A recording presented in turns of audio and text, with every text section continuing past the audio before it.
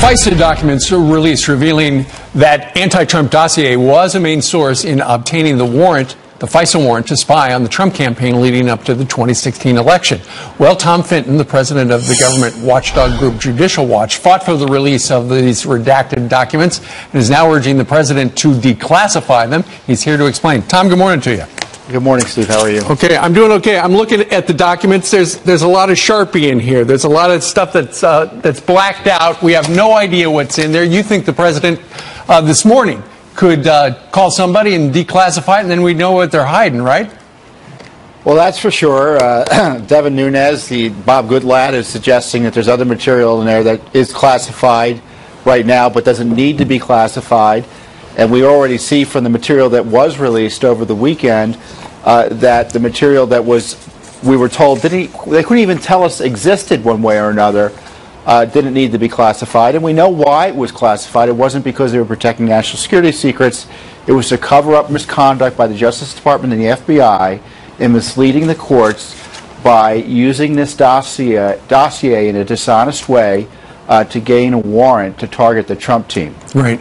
And apparently 4 times the FBI told the Fisa court they didn't think that Christopher Steele, the guy behind the dossier, was the guy who leaked the news to Yahoo News that got the ball rolling. And in fact, he did. You know, Steve, I call it a self-licking ice cream cone, that document. They talk about the dossier generally. Then they talk about news reports about the dossier. Then they talk about a State Department information about Carter Page that had its origins, according to reports, in the dossier in the Clinton campaign. This is a Clinton campaign document that was presented to the court as if it weren't, and then they used reports about the Clinton campaign document and leak operation to further justify asking for a warrant to target the Trump team. It's look, anyone who signed on to this needs to be asked questions about why they signed on to it, what they knew and when. And unfortunately includes the current administration official, the number 2 of the Justice Department, Rod Rosenstein. Sure. What is puzzling to me, though, is the fact that they did not reveal that the DNC and Hillary Clinton were paying for the dossier. Instead, they said, you know, somebody's obviously looking for dirt on Trump. Is that enough? Oh, you know, I encourage your viewers to go and look at that portion of the dossier. It's a footnote where they describe source number 1, which looked to be the major source. They went out of their way to talk about, to avoid talking about the fact it was the Clinton campaign behind it. There was no good reason not to inform the court that, other than to, again, mislead the court into providing a pretext to spy on the Trump team. And look, this is about Carter Page, this in theory. But when you look at what's been released, it was all about getting at the Trump campaign. Absolutely. And we heard from Carter Page yesterday. He said it's laughable. So he wasn't a spy. He wasn't an agent of the Russians. He was a cooperator with the FBI. Right. They didn't need to spy on him. It was a fraud and a hoax designed to target Trump, and the DOJ and FBI and the Obama gang behind it need to be held to account. Well, by spying on him, they got to spy on everybody in the Trump campaign. Tom Fenton, we thank you very much. It was Judicial Watch that, with their Freedom of Information requests, that got this out in front of all of us. Thank you, sir. You're welcome. Thank you. All right. Coming up straight ahead on this Monday morning, democratic socialism is rising on the left, but does anyone know what living like that would be like? A panel of immigrants who fled socialism for America here to discuss what those two like. Some quick headlines now. Caught on camera. Watch as a pickup truck swerves across traffic and hits a median in an apparent fit of road rage. The driver losing control after trying to cut off an SUV on a Denver highway. Unclear if anyone was hurt or arrested. And an historic plane crashes during takeoff and bursts into flames. Check this out. Turn. Holy.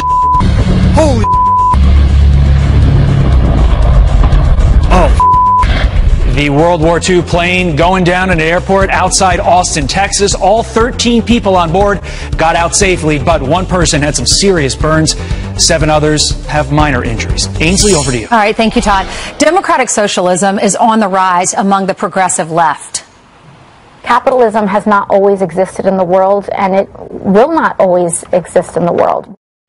But do these folks who live in America, do they truly understand what it's like living in a socialist country? Here with the perspective is our panel of immigrants, all of whom fled countries for the American way of life. Republican strategist and attorney Peter Lamage from Albania, campus reforms Nikita Vladimirov from Russia, and small business owner Dina Rubio of Nicaragua. Thank you all for being with us. Thank you for having us. You're welcome. Thank you. I'm reading all of the notes that you guys have said to our producers, and just some of it's so horrific. Nikita, I'll start with you because I'm reading that you spent a large portion of your life living under democratic socialist state and saw many of your family members die because of this. Can you go into more detail about that? Well, absolutely. In Russia, we have a single-payer healthcare system, which is a socialist program that survived the collapse of the Soviet Union, and many of my family members, particularly my grandmothers who are older, cannot get basic healthcare treatment. And unfortunately, this is a problem also for my friends who live in Russia, still there, who are not as lucky as I am to have moved to the United States. So it's a very big issue, and hearing politicians here in the United States advocate for systems such as a single-payer healthcare system is very frightening to me indeed. Dina, I've seen videos that aren't even supposed to leave Nicaragua of what's going on down there right now, and the leaders there don't want any of these videos out, but I'm seeing people, journalists being killed on the streets in your country. Tell us what you escaped from. I came in 1981, and I lived through the war. Unfortunately, the same. I saw people on the streets, and I saw airplanes going over my house. So people were trying to escape the communism, but they've been there since 1979. So for 40 years, it took 40 years for the people to wake up and realize that it is another type of dictatorship what they have. You have people here that are running under a socialist ticket. The Democratic Socialists of America, the paid membership was about 5,000. Just last week, the paid membership hit 45,000. 42 people are running for office here in America at the federal, state, or local levels. Formal endorsement from the DSA. Now, Peter, you say there's no such thing as democratic socialism. You say that's an oxymoron. Explain that. Well, what I mean by that is this, that you cannot have a democratic socialism. Socialism is coercion. Socialism is force. You cannot establish a system that people don't want without using power. What happened in the 1940s when communists came to Albania, the first thing that they did, they disarmed the population, and the moment they disarmed the population, got rid of the freedom of speech, and then they started coercing people, forcing them to comply with the requirements of a communist regime or socialist regime. And anyone who disagreed with them was subjected to arrests, to tortures, to internment camps. My family paid a price because of that, because we disagreed with the socialist regime. My entire family was taken to a concentration camp where my father was tortured to death. I don't get it how the younger generation in the United States would embrace a system that has failed all over the world, and every time that we tried it in Eastern Europe, including Russia, and the gentleman who is speaking here today will give you the exact same examples that I'm giving you, that unless ordinary folks like you and I get involved and push back, socialism is coming to the United States and is not going to look good for our children and grandchildren. All right. Thank you all for being with us. I'm so glad you're here in America. God bless you all. Thank you for having us. Thank you. Thank you. You're welcome. Thank you for having us. A veteran firing back at the thieves who stole his American flag. I think they're a coward, honestly. They're cowards. Anybody that sees one of them flags, they know there's some kind of history behind it.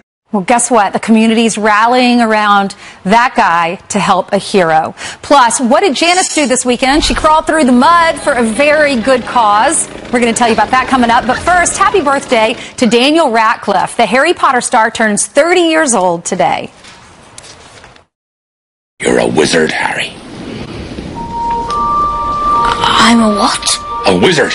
And a thumping good one, I'd wager, once you trade up. When we flip the House and flip the Senate, I think the first thing we should do is deal with the children who are being separated from their families at the border. We should, I think we should get rid of ICE. Immigration is our strength. It is our diversity is what makes this country and our economy so strong. That is New York Senator Kirsten Gillibrand, who was at Ozzy Festival we were talking about a little earlier here in New York over the weekend. And she, just like we were talking in the A block, a number of people on the political left want to seize on this moment regarding immigration. And there are so many people who are saying, okay, let's get rid of ICE. And while they did try to bring it up in the House last week, of course nobody voted for it for the most part, it is a potent message where, okay, if we take the House and the Senate, let's just get rid of it. Right. Well, Cynthia Nixon was one of the first to say, let's abolish ICE. Everyone kind of their jaws dropped open. And then now a lot of Democrats are passing along that message, and they're agreeing with her. She was one of the people that was there at Ozzy Fest. We all kind of wondered what this is. It's part music festival, part TED Talk, and part food fair, according to their website. And it's located here in New York, takes place, I guess it's annually, once a year. And they have lots of leaders, famous speakers, famous authors, and they're all invited to come and speak. Malcolm Gladwell was one of the speakers this year, Chelsea Handler. Well, let's break down her statement. I mean, she's implying so much stuff here. She says, I think the first thing we should do is deal with the children who've been separated. Well, we are dealing with the children who've been separated, and everything should be done. We should be reunified by then. She also says immigration is our strength. Nobody's disagreeing with the fact that immigration is such an important thing to the United States of America. It's illegal immigration that we're talking about. And just lastly, Steve, before we go, if I could add this, I'm a double alum with her, undergrad and law school. And I feel like she's devaluing our degrees with these stupidity statements. Well, it's obviously Dartmouth and UCLA. It's obviously what they're going to use on the political left going into November. They say, if you like ICE, vote for Republicans. If you want to get rid of it, vote for Democrats. She also said that if the Democrats win the House and the Senate, they should move on all the gun issues. The first month of taking back Congress. Yes, she talked about that. Right. So, universal background checks. People can't buy bump stocks. Get rid of the big magazines. So it's a twofer. Yep. Anyway, what do you think about that? Email us, friends@foxnews.com. And also you can tweet us, and you can Facebook us, because we are very busy on social media. That's right. Let us know if you've ever been to Ozzy Fest, or if you're planning on going. And if that is an apt description, the TED Talk meets Food Fest meets, what was the other one? Music Festival? Something like that. All right, 25 minutes now before the top of the hour, and Jillian joins us with the news. Thanks for stretching. Well, no problem, Jillian. Do see some Take it away. Good morning. Let's get you caught up on some of your news.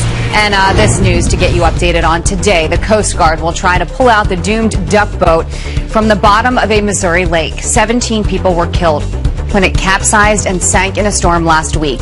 We now know the mechanic who inspected the boat last year says he warned the company that it could become a death trap in bad weather.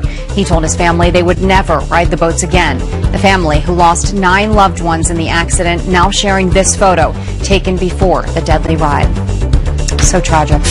An Iraq War veteran makes a heartbreaking plea to get his stolen American flag back. It was taken right off the back of Nolan Gomez's truck while he worked in Tacoma, Washington. This sign is now in front of his home, saying the bottom 4 stripes have his late friend's blood on them. I think they're a coward, honestly. It brings tears to my eyes when I see it, but it was a good feeling, feeling like that flag was part of him, because he is on that flag. Gomez says an Iraqi boy gave him the flag in 2007, and he used it as a tourniquet on his friend when they were hit with a roadside bomb.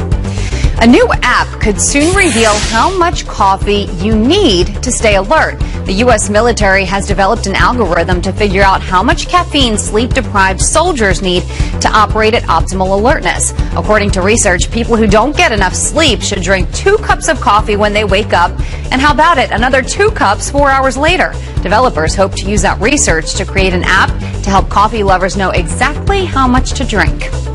Let's just call this guy's attempt to hide from the cops a total washout. He was spotted inside a dryer trying to avoid cops in Washington State. Spokane police joining on Facebook writing, quote, "The adult version of hide and seek never turns out well for anyone." He was arrested for violating a no contact order. That doesn't look comfortable, does it? So guys, they caught him and he was hung out to dryer? Bravo! That was good. I want to know how he fit in there. And that's one of those compact ones. It's a stackable. So many questions. So many questions indeed. All right, Jillian, thank you very much. Meanwhile, here in New York City, it is rainy. It is rainy all over the place. And Janice Dean, the radar machine, shows us where. Yeah, East Coast for much of the work week, because we have this trough in place, meaning that unsettled weather is going to be the story for much of the work week, anywhere from Florida all the way up towards the Mid-Atlantic and the Northeast. This is your forecast rainfall. Some areas could get several inches in a very short period of time.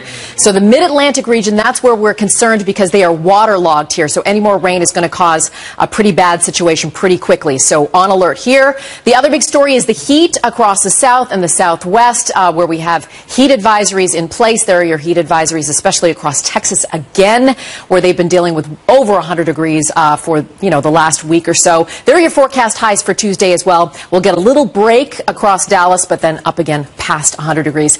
Now listen, I was out in New Jersey on Saturday, Somerset, New Jersey, for a very good cause, getting all mucked up for Muckfest MS. A cause that's very near and dear to my heart because I was diagnosed with multiple sclerosis in 2005. So we were raising money and awareness for that. Take a look.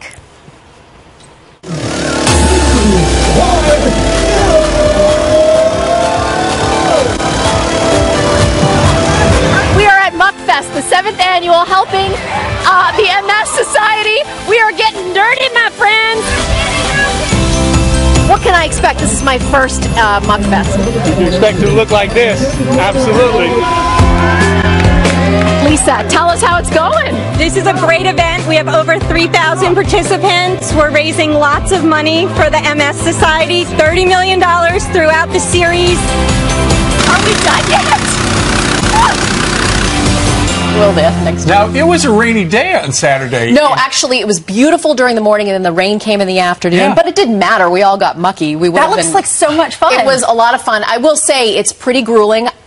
I have no strength in my upper body, but it was for a great cause. Over this past 7 years, Muckfest is actually in several different cities. Right. They've raised $30 million for MS. Awesome. Yes, they raised about $300,000 in Somerset, New Jersey this weekend, and I loved it. I'm going to be back again next year. Does all the money go to research? It does, yeah. I mean, we're getting close to maybe not a cure, but stopping the progression of the disease, and that's where we really hope to go in the next couple of years. Awesome. When you're covered with mud, as you are at the end of Muckfest, before you get in your car, do you change clothes or do they hose you down? Both. Okay. So there are hosing stations, and then they had nice little tents where we could change. But I had mud in my hair. I had mud everywhere. But you know what? I'll do anything for a good cause. Ainsley sort of volunteered a little bit. Can I sort of volunteer a little bit if you're doing this again next year? I'll be doing it next year, Ainsley. I'm putting you in there. I would love to do it It's very fun. That looks like a lot of fun. You're going to be getting wet and mucky. I like the slide at the end. Yeah, it was very wash fun. yourself off. It was a lot of fun, but again, I can't lift anything today. You don't have to. Okay. We'll help you with your clicker? with the weather button. Fantastic. Just tell me when to. Oh, if I push this, it means it's time for a tease. Or a garage door opener. Right. All right. Coming up next on the rundown for this Monday morning, Russian collusion collapsed. Dan Bongino says the whole thing was a hoax, and now we have proof. He's coming up next. Plus, despite the hysteria, President Trump's approval rating, his rating as well, higher than ever. And it all comes down to one key issue. Stuart Varney on that. Coming up.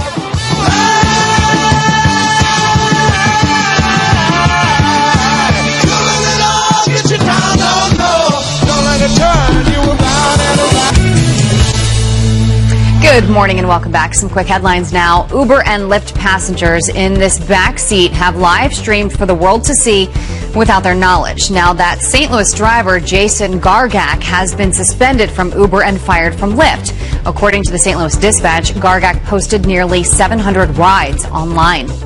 And new scanners at airports worldwide could put an end to the liquids ban. The technology can produce a 3D image of material inside bags and detect explosives. Heathrow Airport in London is testing the scanners now. Trials have already been done inside New York City's JFK Airport. Steve. Thank you, Jillian. We've been telling you about the Department of Justice releasing more than 400 pages of the Fisa warrant application regarding Carter Page. Moments ago, President Trump tweeted this out. So we now find out that it was indeed the unverified and fake dirty dossier that was paid for by crooked Hillary Clinton and the DNC that was knowingly and falsely submitted to Fisa, and which was responsible for starting the totally conflicted and discredited Mueller witch hunt. There's a lot going on in that tweet. Well, here to weigh in is Dan Bongino, the former Secret Service agent and host of the Dan Bongino Show podcast, and he joins us now with his perspective. Good morning to you, Dan. What do you think about this? Well, President Trump's right, and he's right to be annoyed, guys. Listen, this is now we know, now that the FISA warrant application's been released, all 400 pages, and I've gotten through most of it. The case was a hoax. the hoax was paid for by Hillary Clinton. People in the media were integral to the hoax, and the hoax was brought to a court and lied to. Guys, we don't even have to use my words or the words of President Trump to describe the hoax. Let's describe the hoax using the FBI leadership's own words about the hoax. Jim Comey, about the information in the warrant to spy on the Trump team, right? What did he say? It was salacious and unverified. Right. His number two, Andy McCabe, what did he say about it? If we didn't have the fake information, we would have never had a FISA warrant. That's Andy McCabe. The head of the counterintelligence division, when asked if they verified the information in the hoax, what did he say? Oh, it was in its infancy. And finally, this is it. This one is the icing on the cake. Peter Strzok, the lead hoax investigator. What did he say about the hoax? There's no there. You all got worked, America. This is the biggest scam in modern American history. And one of the things, Dan, that is jaw-dropping is the fact that while it was political opposition research that essentially was the dossier, they never revealed that it was funded by Hillary Clinton and DNC. They just said, you know, yeah, it's the guy behind it is somebody who's looking for dirt on Trump. Yeah, you think that might be a critical fact? You know, it's like saying, a guy walks out of a facility with money and failing to mention that he robbed the bank. The critical component of information the judge needed to evaluate the content there was that Hillary Clinton's team paid for this information. It was her information. It was her team. Now, yet dancing around that doesn't absolve them of the responsibility to put it in there. And one other critical thing about this, too, because I see the liberals, I already know where they're going with this. They say, well, portions of it are redacted, and they're correct. Heavy portions are redacted. But guys, I've been to court. I've sworn to warrants. There's no extra credit for information in front of a judge. You only put in a warrant what you need to establish probable cause, meaning this, that hoax information in there that we can see was critical towards establishing the legal standard they needed to spy on the Trump team, meaning without it, they would have never had it. And the FBI's number two, Andy McCabe, attested to that. Dan, you're the authority on this. What disturbs you the most about this? That basically Donald Trump was treated like a citizen in a third world communist republic. I mean, Ainsley, listen, justice died a little bit Friday night. And it gives me no joy in telling you, unlike the liberals, I'm not here to own the libs and destroy the constitutional republic. If this was a Democrat, I assure you, I'll go to the grave with this. I would be making the same case to you on national cable television. Donald Trump was treated like a citizen in a socialist republic in Cuba, and the liberals don't give a hoot about it. This is a shame. Somebody that disagrees with you, Representative Adam Schiff of California, saying the president acts like Russia has dirt on him. Want to play this for you, then get your reaction. I certainly think he's acting like someone who's compromised, and it may very well be that he is compromised, or it may very well be that he believes that he's compromised, that the Russians have information on him. What do you make of all that compromise talk by Schiff? Yeah, I think Schiff's a fraud, a liar, a disgrace. He's an embarrassment to himself, the Congress, the country. Adam Schiff has been the lead hoaxer. He's been out there on television now for a year, looking in the face of you, America, and lying to every one of you in an effort to distract the entire country on a hoax Russia scandal. He is a fraud, and he should be called out as a fraud. He has been lying to everyone. Exit question real fast. Speaking of probable cause, as you did a moment ago, was there, from what you saw in the application, probable cause to investigate Carter Page for connections to Russia? Probable cause. There wasn't even reasonable suspicion. That document is a joke. The man's team was spied on for Zippo. They had nothing. And they better produce those redactions sooner. This is going to get a lot worse. Yeah, it didn't take you long to read through the 400 pages because most everything is Sharpied, black. It's about 5 pages when you get the redactions out. Exactly. Thanks, Dan. Thanks, Dan. You got it. Have a good day. All right, 10 minutes before the top of the hour, still ahead. Ainsley goes one-on-one with former White House Press Secretary Sean Spicer at home. Does he miss working for the president? The answer to that, top of the hour. Plus, despite the hysteria, the president's approval rating is higher than ever, and it all comes down to one key issue. Stuart Varney on that, coming up next. Hello, Stu. I do it for the Lord. I don't According to a brand new poll, President Trump's approval rating hitting an all-time high of 45% this month, powered by strong support from 88% of Republicans. The poll also revealing the economy is the number one issue deciding their vote in the midterm elections this November. Stuart Varney, the host of Varney and Company on the Fox Business Network, is here to weigh in right now. So, newsflash, it's the economy stupid, which we've said for eternity. True. By the way, yes, sir. Next time, can I be on your panel of immigrants who don't like socialism? Because I'm a refugee from socialism, and I would have loved to have been on that panel, but that's another story entirely. Well, his approval ratings up even after after his meeting with Putin? I think you can make the case that his approval ratings are up in large part because of the economy, which is booming. We are returning to prosperity, and also because the Democrats are just in love with socialism. And that doesn't fly with most voters.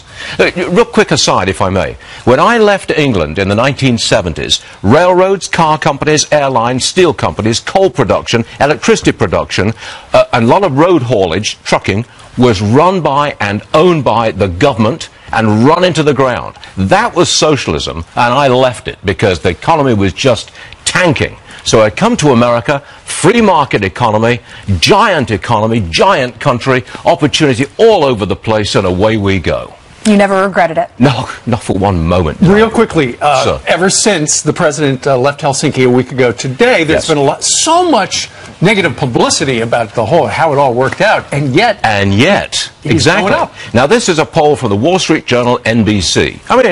It's a good poll, solid poll.